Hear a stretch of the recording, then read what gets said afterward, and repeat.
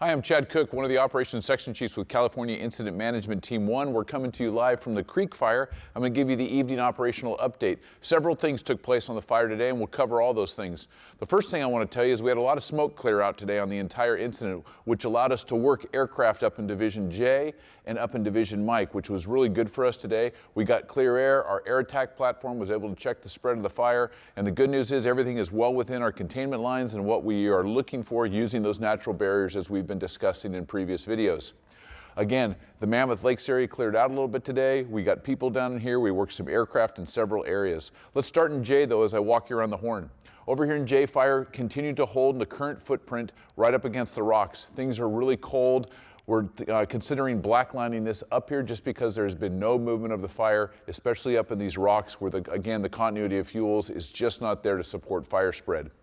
As you move down in Division India, Gulf, Echo, Charlie, Bravo, Alpha, and Zulu, again, suppression repair continues to take place. Suppression repairs we've talked about earlier is when the fire has moved through areas, we put dozer lines in, hand lines. We've had trees that have been impacted by fire.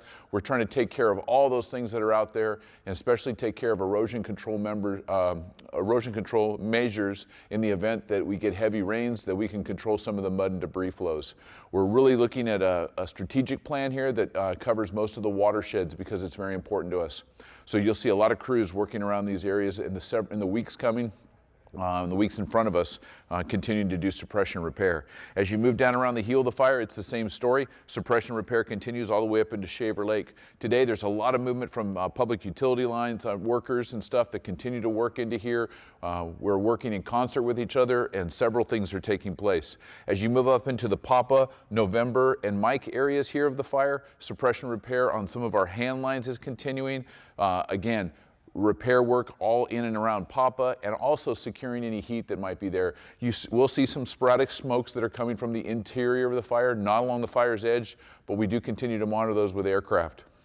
As you get up into Division Mike, we had a lot of activity in Division Mike as this belly continues to close up and consume the fuels that are in here. Again, if I put my hand up here and where it says Division Mike, there is a lot of granite, a lot of rock, and there's very, very limited spread heading to the north on this fire at all. As you move out to the east, fire did progress out towards the far end of Thomas Edison Lake into an area called Graveyard Meadow. And again, that's was putting up some of the most smoke today that we had put up was a general column that came up out of here.